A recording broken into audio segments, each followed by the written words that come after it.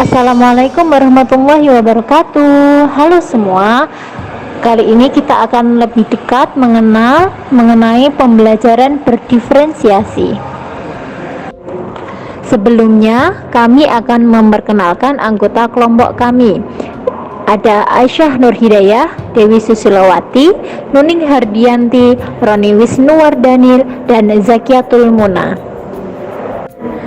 Kali ini kelompok kami akan menjelaskan tentang pengertian pembelajaran berdiferensiasi, contoh keragaman anak di kelas, dan disertai teori pendukung.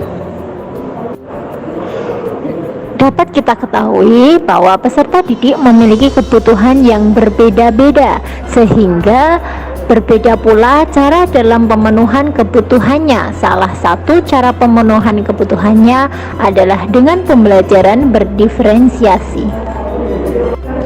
Adapun pengertian pembelajaran berdiferensiasi adalah proses belajar mengajar di mana peserta didik mempelajari sesuai dengan kemampuan apa yang disukai dan kebutuhannya masing-masing.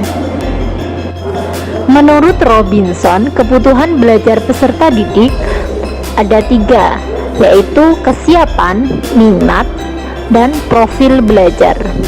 Kesiapan sendiri yaitu sejauh mana kemampuan pengetahuan dan keterampilan peserta didik dalam mencapai tujuan pembelajaran. Adapun minat sendiri yaitu minat belajar yang dimiliki peserta didik beragam dan menjadi motivator dalam belajar. Sedangkan profil belajar yaitu mengacu pada pendekatan atau bagaimana cara yang paling disenangi peserta didik agar mereka dapat memahami pelajaran dengan baik. Terdapat 4 aspek pembelajaran berdiferensiasi, diantaranya 1. Diferensiasi konten, 2. Diferensiasi proses, 3. Diferensiasi produk, dan keempat, diferensiasi lingkungan belajar. Selanjutnya, pada bagian ini akan menjelaskan contoh keragaman anak di kelas.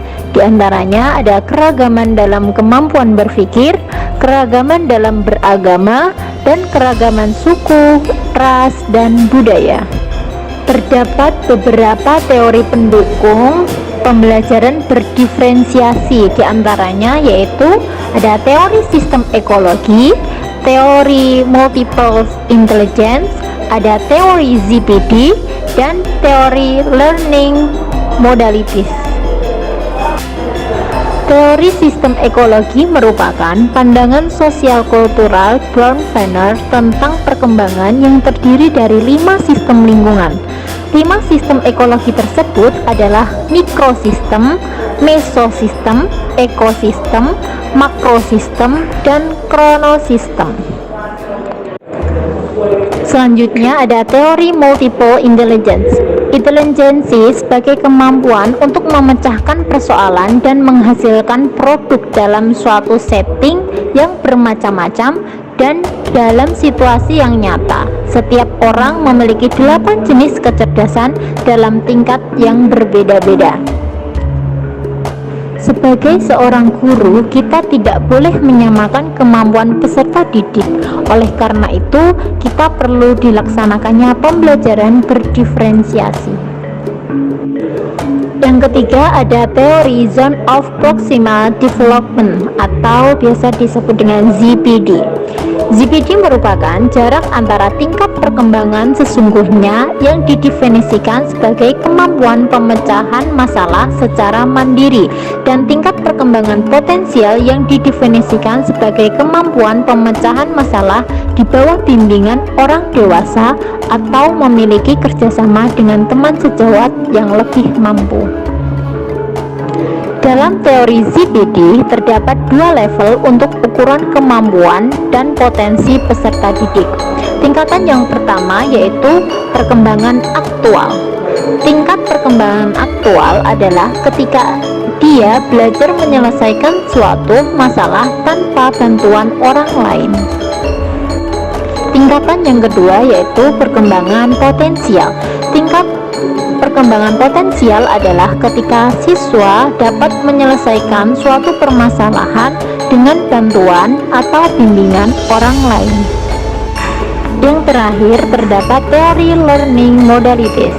Modalitas learning adalah cara interaksi individu dengan sistem pesan atau rangsangan, kemudian memproses dan menganalisa pesan tersebut di dalam otak untuk dijadikan pengetahuan. Setiap orang mempunyai gaya pembelajaran tersendiri yang berbeda-beda secara individu, sebagaimana sidik jari pada manusia.